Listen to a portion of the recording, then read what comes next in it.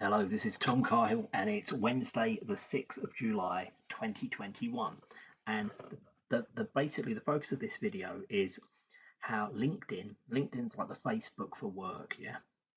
LinkedIn has always been like apolitical. You're not really meant to put things on there about politics or, anything controversial because you're trying to get a job and it's not appropriate and it's for work. That's what it's for, getting jobs, networking, advertising yourself, or looking for people to work for you. Training, they even have training for various things on there, which I've not really tried yet, but it's a sort of a new thing, probably, I think, underutilized by me up until this point. But I was thinking about using it, and then all of a sudden I got this right now. So I've had people in the past complain about me on LinkedIn, but like it was like there was this lawyer who complained about me once. He was working as a recruitment agent and he thought he knew everything. And I just started toying with him. And in the process of toying with him, I upset him really, really badly and made a complete fool of him. And about 3 months later, I phoned up the company he worked for. It's only a small company, and they were like really, really pleased to hear from me. And they said, "Oh no, no, you blew his fuse. He left the job. He couldn't stick it because he was telling us all about this person he's going to deal with. And of course, you knew what he was going to do, and it wouldn't work, and it completely backfired on him. He made a complaint to LinkedIn. I think I described him in a very pejorative term, and he complained to some quantity surveying group about me. But I think the owner of the group was like an Arab, and I explained that a totally useless cunt isn't abusive. It's a construction specific industry jargon, which they agreed with and chucked him out of the group. So that was pretty good. But yeah, he complained to LinkedIn. But there's been other various things. Like once, some people got me to go to like a job interview, but it was like an informal job interview, and I took quite a lot of effort to get there. As often it does, if you go out, especially if you don't go out in the morning, you're not used to traveling a certain way. Costs you money, takes you time. I think it was raining as well. And then I got there, and these two weirdos were just talking about their iPhone because they obviously thought that was really cool. And they were also talking about, they were just very naive and very stupid. And like things like one of these guys was trying to promote his business by um, issuing what he called like white papers. And they were like, the grammar and stuff on them was bad and stuff like this. And he didn't really know what he was doing. And he obviously thought by default he was brilliant, and it was quite annoying. But yeah, they were like mobile phone addicts, 40 plus year old mobile phone addicts, and I was at the time about 30. And he got annoyed, but he got annoyed because I said something about him being completely useless and don't deal with him. He's a waste of time. Because that was the thing that angered me about him, was he was trying to get me to say, he's basically saying, look, if you ever want to like advertise yourself out for work, why don't you use our company's name, because that might encourage people to take you on. And it's just the affrontage of not really knowing what you're doing, not even being able to like write to the level that I would say is acceptable for a secondary school leaver. Most of them can write at a higher English level than him, and he's, putting himself out as this executive hotshot.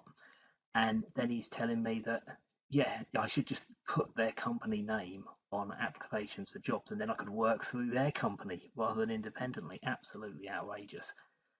Yeah, I can't remember what I said about. I basically just said he's completely useless and he's shockingly incompetent, all of which is completely true, and you can actually see because he's published the fact himself by these white papers, as he calls them. I don't even know why people call things white papers. I understand what it means in legal terms. Sorry, what's the word? In terms of legislation, because they have like different levels. They have like little one color means it's been considered by different people and all that type of stuff. I understand, but it's not really appropriate. So I've written something about something. Oh, I'm going to call it a white paper. All very, very wanky. Anyway, but the point is, um, this LinkedIn um, sent me this message, and they're saying, right, you've been suspended. Now, I'm not suspended anymore. They've just reinstated me a few days ago. But that's not important, because what they're saying is, yeah, look, so one's Monica. I can't, it's not really worth, well, actually, might as well just read it. It won't take long, will it? Will it? Won't it? Hi Tom, as a LinkedIn member, you agree to comply with the user agreement and professional community policies. Any additional violation of our terms can result in a permanent restriction on your account. We have these policies in place to help keep LinkedIn a safe, trusted, and professional network for everyone. For complete details, please see our user agreement and professional community policies. User agreement, I might have a look at that because you'll see why in a minute to see if it's been changed, and then I can track to see if they've told me about it changing. That actually probably might be a good follow-up task, right? And then there's user agreement and professional community policies. Also, we noticed that the information listed as your current location appears to be inaccurate, or you may have accidentally associated yourself with the wrong country. This means your profile is not compliant with the LinkedIn user agreement and professional community policies. I don't even know what that means. I don't know. I don't even know what that means. So it's like when my Skype used to say I was in Brisbane because Skype decided to say I was in Brisbane when I was in Brisbane, and they never changed it back. I didn't change it to say I was in Brisbane. The listed location should reflect where you reside and not the location of your company or country of the origin. We expect you to keep your information as accurate and current as possible. Take a few minutes to review your profile and update the outdated or inaccurate information. Your profile lets you control your professional image and what others see when they search your name online. Learn how to update the location listed on your profile. Right, okay. We've moved the restriction. I've removed the restriction from your account. If you have further questions, please feel free to reply to this message. Thanks for your cooperation in this matter and for being a valued LinkedIn member. Now, I hadn't actually read down to that second part, right? Right, I didn't realise about that.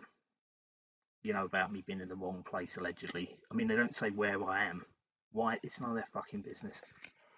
Your appeal has been received and is currently under review. Please allow up to 14 days. Yeah, that's okay, right. So here, I don't really know how this works anyway.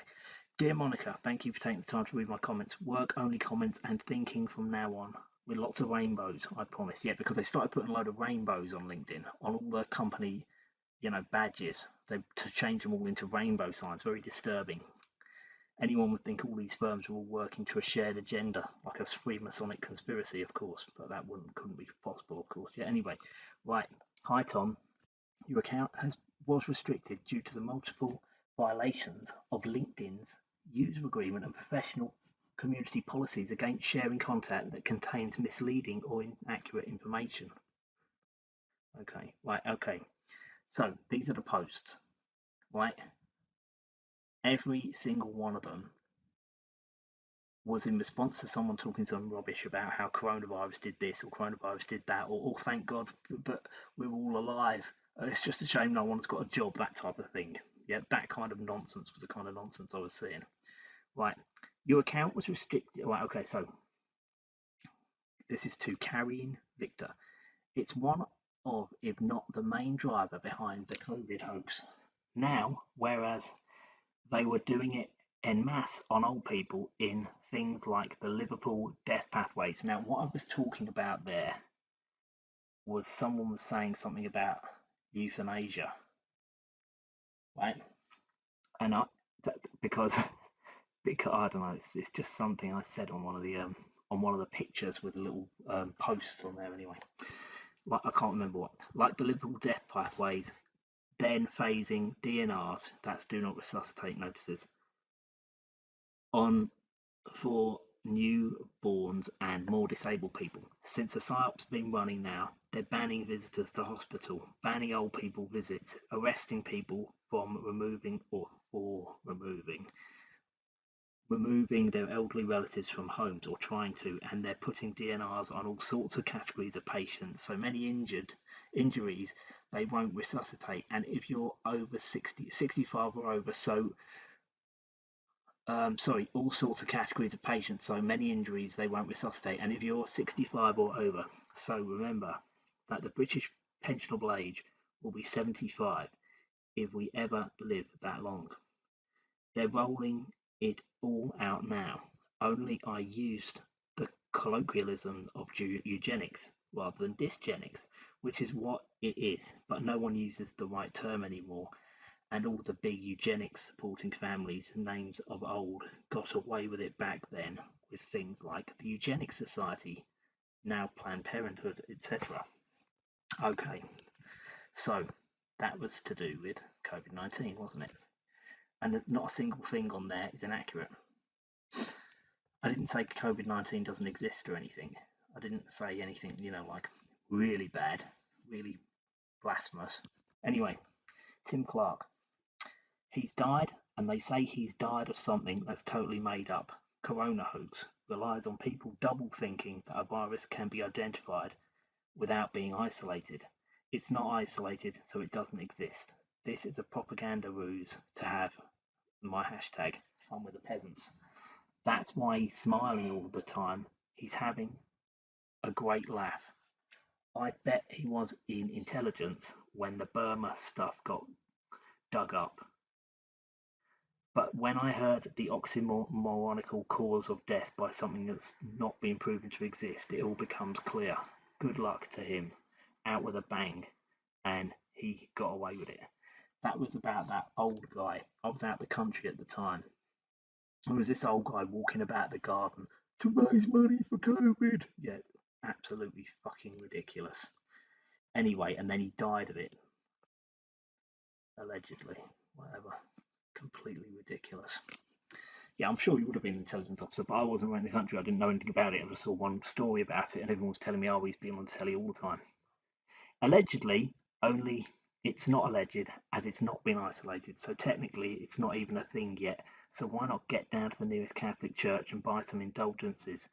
It's asinine. So do that. So do know that the definition of pandemic was changed prior to all of these totally made up flus mainly ignored over the last we've mainly ignored over the last 15 years, don't you? I'm guessing no.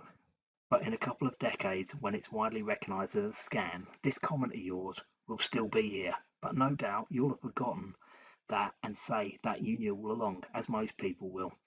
Not lying, mind you, you literally won't be able to believe that you could have believed it.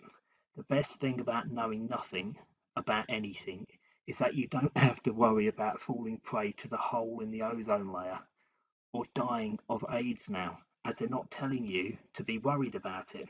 What about Ebola? Why aren't you worried about any of these anymore? Grow up. It was someone just talking a load of shit, I think so, yeah. Right, all of them to do with Corona. It appears now that no matter what you say, you can say, and I've noticed they've definitely slackened off on things about people being racist, yeah? You could start putting Jews on a bonfire in the middle of the street. Make a fake bonfire with fake Jew Guy Fawkes in the middle of a high street in England now. And you wouldn't even have to worry about it as long as you're wearing a mask or wearing a little rainbow stripy jumper. Okay, thank you for listening. I'd be interested to know what you're talking about, but this is very interesting that LinkedIn are even on this. I mean, it doesn't surprise me, but it does surprise me that they didn't pick me up for saying anything else.